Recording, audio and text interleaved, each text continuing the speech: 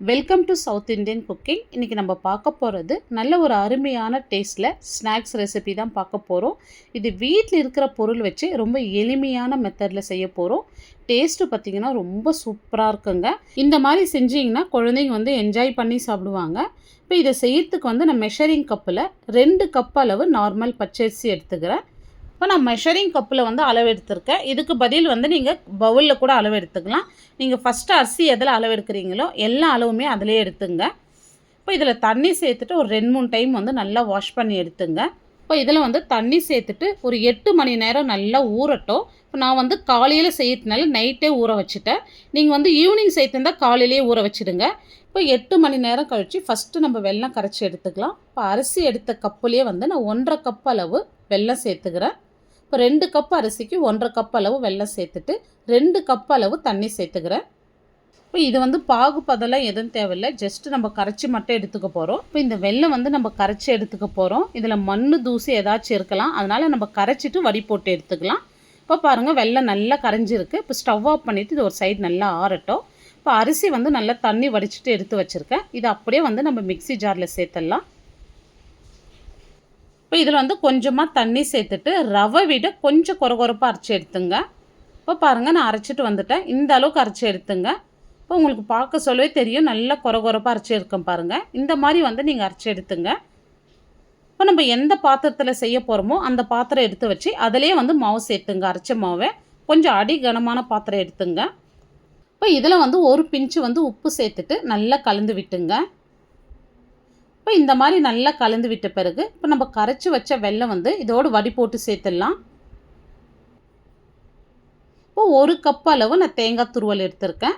இப்போ நான் கொஞ்சம் பெருசாகவே துருகியிருக்கேன் பாருங்கள். இப்போ நம்ம கேரட் துருகிறதுல பெரிய ஹோல்ஸில் பார்த்து நான் துருகியிருக்கேன். இந்த மாதிரி துருகிட்டு சேர்த்துங்க.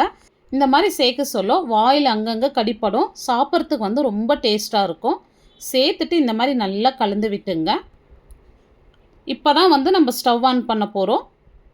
இப்போ தண்ணியோட அளவுலாம் இதுக்கு எதுவுமே இல்லை, பிகினர்ஸ் கூட ரொம்ப ஈஸியாக செய்யலாம். கட்டியெல்லாம் எதுவுமே சேராது. பாருங்கள், இந்த மாதிரி கைவிடாத கலந்துட்டே இருங்க. இப்போ இந்த மாதிரி கலந்துட்டே இருக்க சொல்ல மாவு நல்லா வெந்து வரும் பாருங்கள்.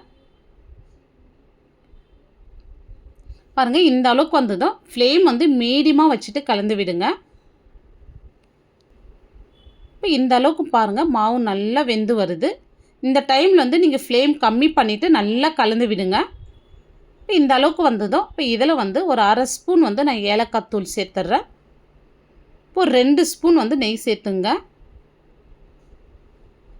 இப்போ நல்லா கலந்து விட்டுங்க.